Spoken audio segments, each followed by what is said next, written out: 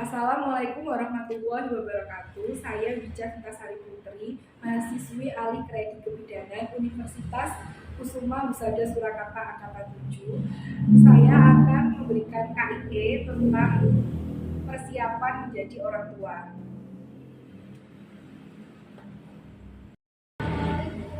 Waalaikumsalam. Masih silakan masuk, Ibu. Ya, silakan duduk. Perkenalkan, nama saya Bidan Wija. Ya, sama Bapak sudah pernah kesini sebelumnya? Belum. Baik, saya minta identitasnya dulu ya. Ini dengan Ibu siapa? Ibu Maria. Usianya berapa, Ibu? Usia 21 tahun. Untuk Bapak, dengan Bapak siapa? Kami. Bapak dengan usia 22 tahun. 22 tahun. Itu agama, mohon maaf, Islam ya? Islam. Suku bangsanya Jawa. Jawa. Alamatnya di mana, Ibu? Alamatnya di Bandian. Bandian. Untuk golongan darahnya, Bapak sama Ibu apa saja? Ibu? Oh, Bapak? Oh, sama-sama O ya. Kemudian ini sudah menikah berapa lama? kurang lebih 20 tahun. Nomor telepon yang bisa saya hubungi 045 432 456 210. Jadi, sebelumnya apakah ada keluhan atau ada yang dikonsultasikan? Ini Bu mau berencana anak. Oh iya, karena ini pernikahannya baru 2 bulan ya, jadi ingin berencana memiliki anak. Sebelumnya apakah Ibu dan Bapak sudah pernah mendapatkan KIP atau edukasi tentang persiapan menjadi orang tua? Belum ya. Jadi mungkin sedikit saya jelaskan untuk bagaimana kita nanti menjadi mempersiapkan menjadi orang tua ya. Karena ini kan masih anak pertama. Gimana sebenarnya menjadi orang tua itu ya udah gampang ya Pak ya Bu gitu. Jadi di mana kita ini nanti ketika menjadi orang tua harus dibutuh kesiapannya untuk dapat benar-benar memastikan anak ini bisa tumbuh kembangnya dapat berjalan dengan baik, benar gitu ya.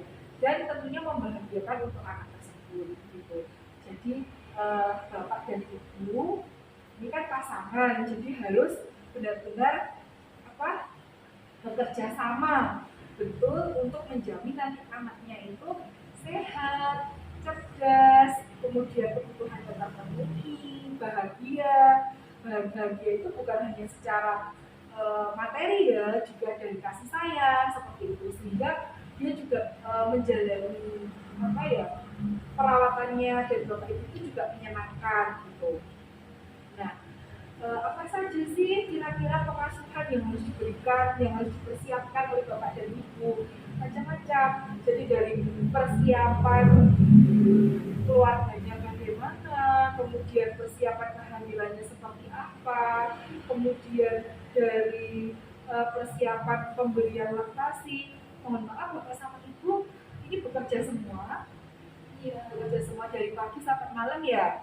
Nah, itu perlu nanti dipertimbangkan kira-kira dalam pembelian ASI, nanti kira-kira kalau anaknya lahir mau di ASI apa tidak, seperti itu juga harus dipertimbangkan. Kemudian secara finansial, yang namanya kita punya anak, berarti kita harus punya dana cadangan untuk kebutuhan sang anak seperti itu. Bukan hanya secara materi aja sih, secara kasih sayang saja ya, juga harus diimbangi dari secara finansial seperti itu.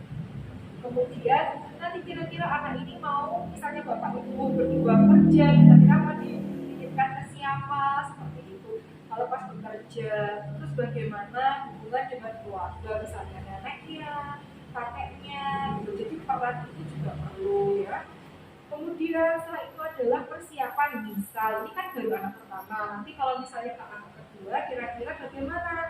Jadi harus sudah dilacak dari sekarang kira-kira jarak idealnya itu ya Bapak Ibu sebaiknya 2 tahun. Jadi saya sekarang punya anak, idealnya paling enggak itu 2 tahun baru punya anak lagi. Jadi jangan terlalu rapat karena dari bapak dan ibu, tapi harus berbagi ke adiknya seperti itu. Untuk berikutnya, saya akan menjelaskan tentang perencanaan keluarga meliputi dari segi usia. Nah, bapak ibu tadi kan usianya sekitar 21 sampai 20 tahun. 21 sampai 22 tahun ya. Nah, itu ideal karena memang untuk perencanaan memiliki anak itu idealnya usia 20 sampai 30 tahun. Untuk selanjutnya, saya akan menjelaskan tentang persiapan menjadi orang tua. Meliputi apa saja? Pertama dari perencanaan keluarga. Kira-kira bagaimana dari ibu dan bapak kesepakatannya, kemudian dari neneknya, kakeknya, seperti itu. Kemudian perencanaan dari persiapan kehamilan. Ibu benar-benar sudah siap atau belum untuk waktu sekarang ini, seperti itu. Kemudian dari persiapan secara psikologi, karena kan saat hamil itu memang harus tubuhnya sehat, kemudian secara kejiwaannya juga baik, tidak stres seperti itu, pekerjaannya ya tidak boleh yang terlalu banyak kayak gitu. Nah, itu harus diperhatikan. Jadi dari segi psikologi bapak nanti kan harus support kehamilan ibunya, jadi harus selalu menjaga mood ibunya, misal seperti itu. Kemudian persiapan secara finansial. Nah, finansial seperti apa ya? Nanti yang namanya orang mau melahirkan berarti harus siap biaya untuk persalinan, kemudian harus siap biaya untuk bayinya lahiran, seperti itu ya kurang lebihnya. Kemudian kebutuhan penunjang lain yang dibutuhkan untuk bayi dan ibunya. Selanjutnya adalah persiapan laktasi. Mohon maaf sebelumnya itu bekerja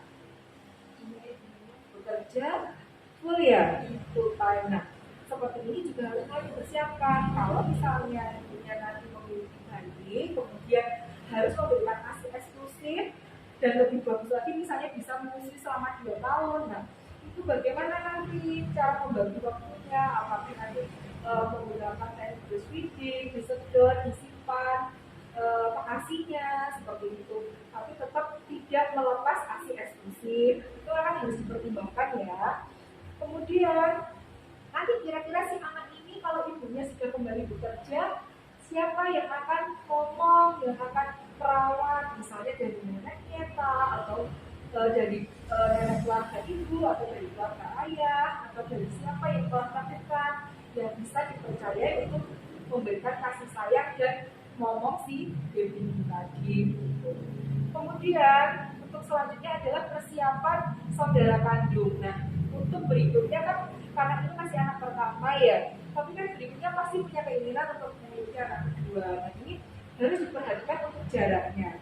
Idealnya jaraknya itu adalah 2 tahun, jadi tidak boleh terlalu dekat dan terlalu jauh. Kemudian melibatkan anak, misalnya mulai terjadi quickening atau gerakan pertama, disuruh megang kakaknya ini loh adiknya gitu.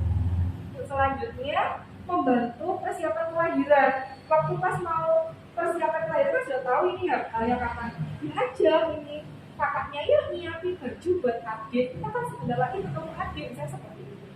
Kemudian mengenalkan anak pada profil adiknya perempuan ini seneng ya sekarang jadi adik perempuan, kalau kakaknya laki-laki ya dimotivasi, oh kakak nanti bisa jadi pemimpin, melindungi adiknya gitu. Kalau kakaknya perempuan ya dibilangin bahwasanya kakak ini nanti jadi apa ya, motivasi buat adiknya pasti nanti pengen apa kayak kakak gitu, seperti itu. Jadi sesekali juga kakaknya diajak untuk memisahkan kehamilan, dilihat lewat kondisi itu adiknya seperti itu kira-kira.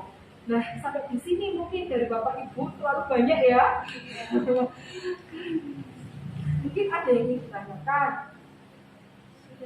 Sudah cukup ya. Semoga dari KIP hari ini, edukasi hari ini itu bisa diterima oleh bapak ibu. Nanti mungkin bisa untuk pertimbangan saat ingin setelah perencanaan kehamilan ini, misalnya hamil ya, jadi insya Allah nanti bisa sebagai pertimbangan, saya apa saja ya poin-poin yang harus saya siapkan seperti itu.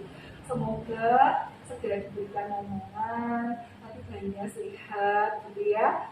Terima kasih banyak. Kalau ada keluhan lagi nanti bisa langsung konsultasikan lagi ke saya atau mungkin ke bidan yang bertugas gitu ya. Terima kasih. Wassalamualaikum warahmatullahi wabarakatuh.